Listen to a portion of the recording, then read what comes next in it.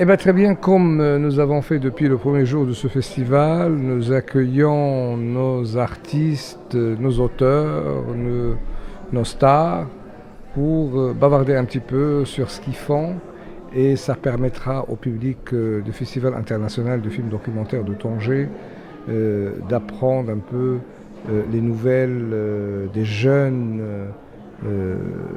acteurs, actrices, auteurs, scénaristes, pour nous parler un peu de leurs expériences.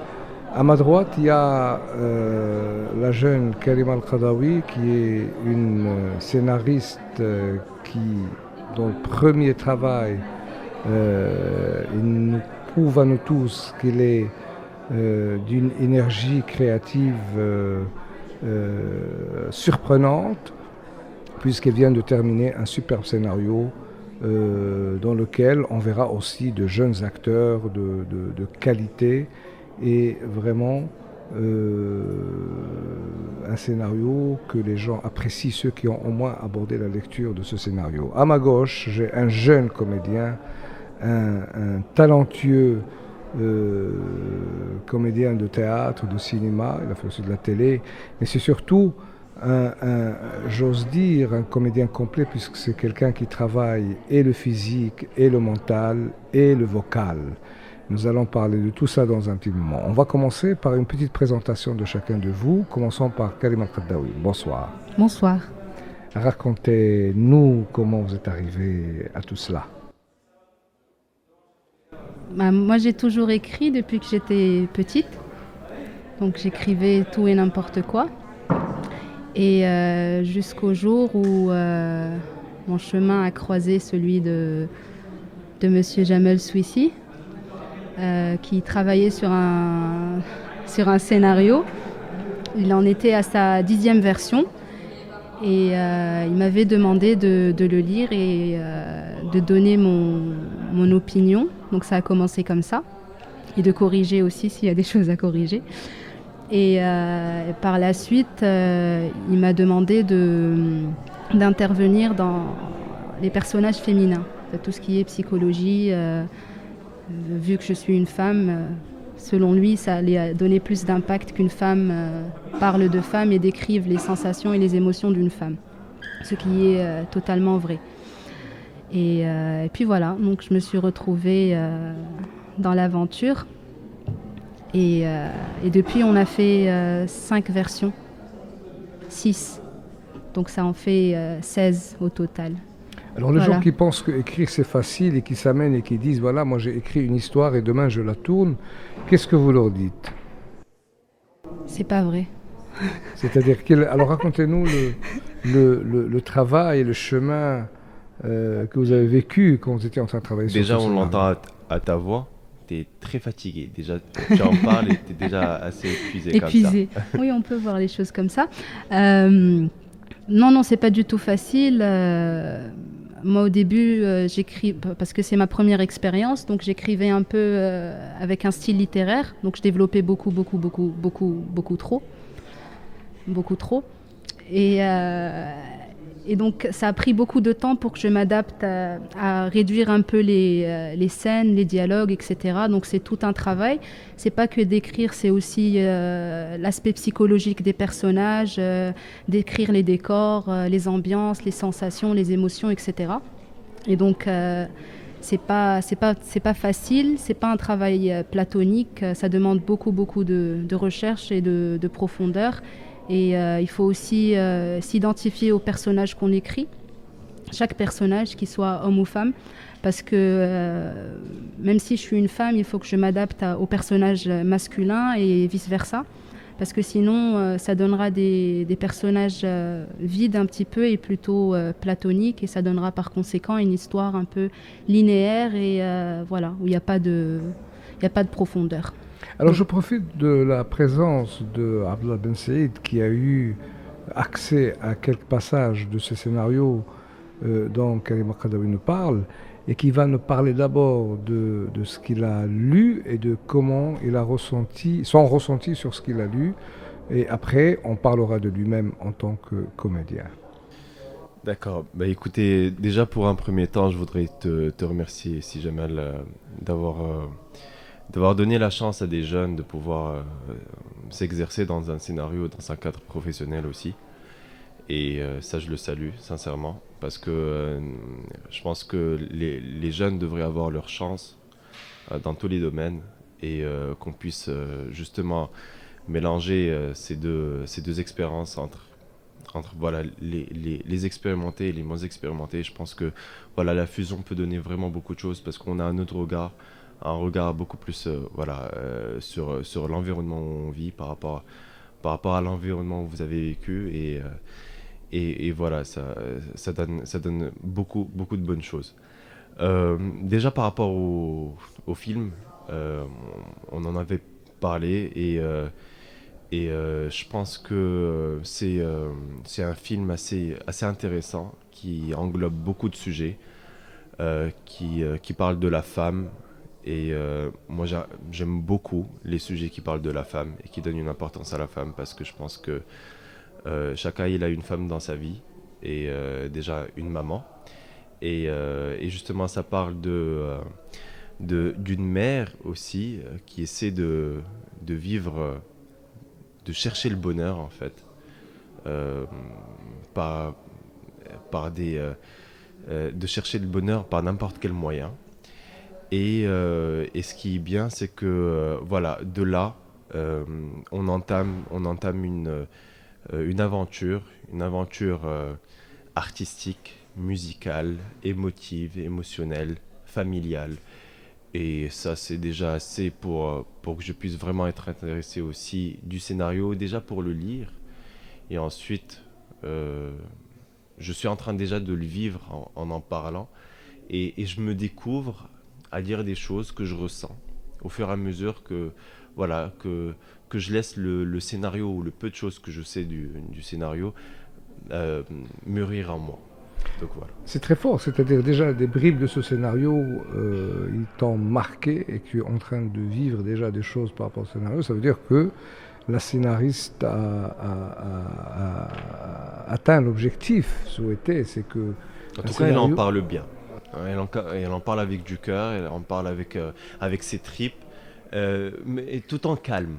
Et en plus qu'elle soit en calme, voilà, cette force dans le calme. Et voilà, c'est déjà ben, c'est très bien, bon début. c'est Merci déjà beaucoup. un bon chemin.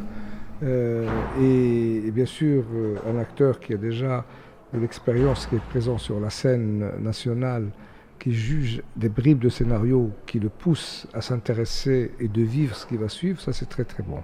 Ça c'est un bon signe pour un bon scénario et ça montre le travail qui a été fait. Maintenant, côté comédien, je voudrais que tu me dises comment était ton approche de jeunes hommes qui voudraient devenir un comédien et quel chemin tu as traversé jusque-là. C'est-à-dire mon parcours. Alors, mon parcours, il est très long et je le vis tous les jours encore. Je ne cesse de le vivre. On va dire, comme les gens, ceux qui me connaissent, j'en ai parlé souvent. C'est-à-dire qu'avant, je ne connaissais pas le métier d'acteur. Et j'ai fait de la prépa, j'ai fait de l'ingénierie, mais j'étais jamais assez satisfait de ces, on va dire, de ces études assez cartésiennes. Et donc je voulais faire quelque chose euh, où c'était vital pour moi de le vivre. C'est-à-dire une vie artistique, finalement, c'est elle qui m'a choisi. J'ai fait l'ISADAC pendant 4 ans et j'ai appris beaucoup de choses. J'ai appris à parler, j'ai appris à vivre, à respirer. C'est bizarre parce qu'on respire naturellement. Mais j'ai appris à marcher, j'ai appris à marcher avec mes pieds, avec mes mains et à réfléchir pourquoi je suis ce que je suis. Et je pense que c'est un travail aussi de sincérité et de vraiment vouloir trouver les bonnes réponses. Et je pense que les bonnes réponses ne sont jamais les bonnes parce que chaque jour tu as des réponses. Et mes réponses à moi changent automatiquement d'espace en espace, d'âge par âge, de ce que je porte, de ce que je mange et tout ça. Donc moi, mon évolution en tant qu'acteur, et c'est une évolution déjà en tant qu'humain, qu'être humain, et vivant dans une société, dans une société avec ses bons et ses mauvais côtés, comme toutes les sociétés, que ça soit une société minimaliste, c'est-à-dire que ça soit de ce que je vois dans ma famille, dans mon quartier, dans ma ville ou dans mon pays. Et donc cette évolution, elle a pris de l'ampleur et j'en ai profité pour le partager avec les gens dans des films, dans des séries et dans ce que je fais tous les jours, c'est-à-dire que je m'exprime, parler. Et le fait de parler, je me suis rendu compte que je ne suis pas juste un acteur dans la télé, mais acteur dans la société. Donc j'approche mon art pour évoluer individuellement. Et si les gens m'aiment bien, ils verront comment j'évolue et me suivront et prendront peut-être part de cette évolution, prendront peut-être un exemple ou pas. C'est-à-dire que je peux toujours, tout le monde est un exemple c'est-à-dire je peux voir tout le monde et avoir un exemple. C'est un exemple à ne pas suivre ou à suivre, mais ça reste toujours un exemple. Donc voilà, le fait que je passe plus à la télé fait de moi quelqu'un qui est vu plus souvent par plusieurs personnes, mais mon approche est une approche sincère et une approche d'évolution intellectuelle et je la suis et je la montre de différentes manières, dans différents personnages et voilà, ça c'est mon Très approche, bien, vraiment. très très bien. Oui. Très bien de voir comment on maîtrise ce qu'on fait et comment on le vit. En m'adressant de nouveau à Karim El-Khadraoui, je sais qu'il a participé à l'écriture de ce scénario qui est le produit de pas mal de temps de travail, mais aussi je sais que vous avez écrit un documentaire et que vous avez produit et réalisé. Et je voudrais bien qu'on parle aussi de cet aspect de réalisatrice de doc, comme nous sommes dans un festival de documentaires. Et il faut nous parler un petit peu de ce documentaire. C'est une forme d'autoportrait à double facette. En fait, je suis partie de mes archives personnelles, étant une enfant qui est née au Sénégal. J'y ai passé 7 ans. Et donc j'ai combiné mon portrait en tant que jeune femme de 27 ans, vivant au Maroc, mais qui a passé la majorité de son enfance au Sénégal, avec le portrait d'une femme sénégalaise vivant à Tanger. Deux destins différents. Moi, j'ai très très bien vécu mon expérience au Sénégal. J'étais bien traitée, bien entourée, beaucoup d'amour, de respect, etc.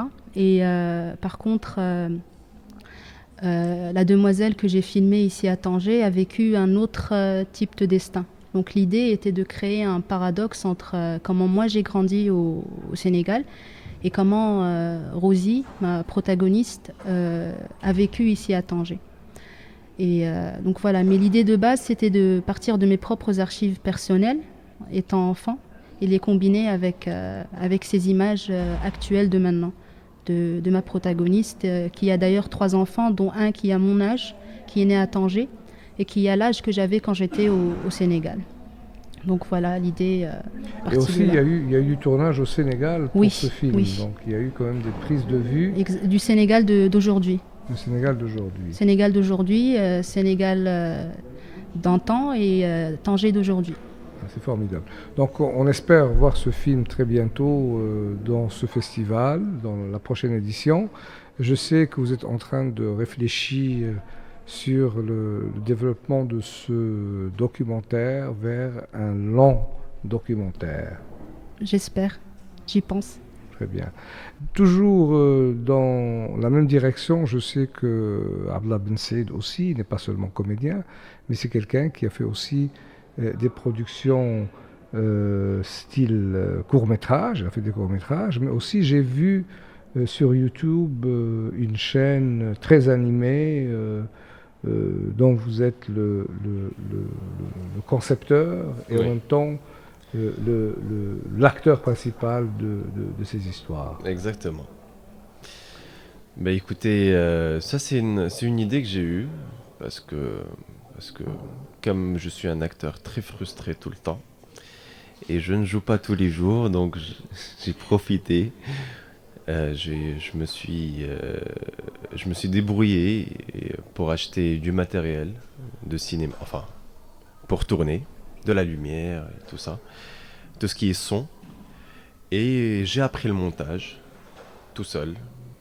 J'ai su ce que c'était les valeurs de plan au niveau de réalisation parce que comme j'ai assisté à plusieurs tournages, j'ai joué, donc j'ai appris un peu du milieu. Et ensuite, j'ai appris à écrire des choses très très simples et que je puisse m'exprimer dedans. Alors, mon approche, c'était comment je peux évoluer et comment je peux faire des choses que personne ne fait. Mon approche au début, c'était, voilà, mon approche d'acting était basée sur la frustration. Parce qu'on est tous à la recherche du bonheur. Et je trouve que le bonheur n'est qu'un point dans une ligne de malheur. On va dire. C'est-à-dire que maintenant qu'on a la caméra, le malheur c'est ça. Et on arrive à un moment où on a un pic de bonheur. Une fois le bonheur atteint, on redescend au malheur. C'est-à-dire quand on mange, on n'a plus faim. Quand on a sommeil, on dort et on se réveille. Donc le bonheur, il est plus court que le malheur. Donc on est toujours à la recherche du bonheur. Pourquoi ? Parce qu'on voit tout le monde, on veut tout ce que les autres ont. C'est instinctif, c'est gamin. Et donc j'en ai profité pour en chercher et en sortir des sujets. Des sujets beaucoup plus importants, qui est celui de la femme aussi. J'ai travaillé sur un sujet sur la violence contre la femme, mais d'une manière assez délicate, poétique, mais aussi dure que dans la réalité. Et j'ai pu m'exprimer avec tout le malheur. Et mon concept était, je voyais beaucoup de personnes qui voulaient faire rire les gens, par les podcasts, par Hachi sur Internet. Je me suis dit, tant qu'à faire, je vais pleurer. Ma signature, je vais tout le temps pleurer. J'en ai fait 5 ou 6 vidéos où je parlais du pauvre, où je pleurais pour le pauvre. En fait, je voulais juste que les personnes malheureuses puissent voir mon malheur, mon soutien, en versant une larme pour eux, ou quelques larmes pour eux, pour qu'ils se sentent beaucoup mieux en voyant la vidéo. Donc c'est une façon d'alléger leur souffrance en la partageant avec eux. Donc voilà, c'est cet acteur engagé que je suis en tant qu'acteur. Je ne suis pas juste un artiste pour être artiste ou pour m'appeler... voilà. Donc, et ça m'aide à évoluer dans mes personnages et mon travail personnel. Parce que l'acting en lui-même, pour moi, c'est personnel. C'est plus une thérapie personnelle. Et j'ai envie que tout le monde puisse trouver l'équilibre, comme plus ou moins je la trouve de temps en temps, et je le perds, et je le retrouve, et je le perds, parce qu'on ne peut pas trouver tout le temps l'équilibre. On a tout le temps un coin dans notre tête ou dans notre corps qui a mal. Donc une fois quelque chose un peu a mal, tout le corps dit qu'il a mal. Donc voilà, pour moi ça rejoint une psychologie, une philosophie, quelque chose de spirituel aussi. Et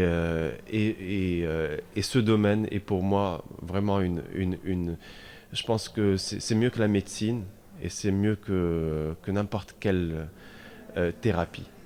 Voilà, parce que ça regroupe énormément de métiers. Eh bien, très bien, merci. Donc, ce Doc Radio nous a permis de découvrir plein de choses sur Abdallah Ben Saïd. Et pareil pour Karima Al-Qaddaoui. Je vous remercie infiniment. Merci à et vous. Certainement, on aura d'autres occasions pour parler de la suite, que ce soit sur cette chaîne documentaire ou plus bientôt aussi sur d'autres chaînes de radio où le grand public va écouter. De toute façon, tout ça, il est online et tout le monde va l'écouter tout le temps. Merci infiniment. Merci à vous. Au revoir.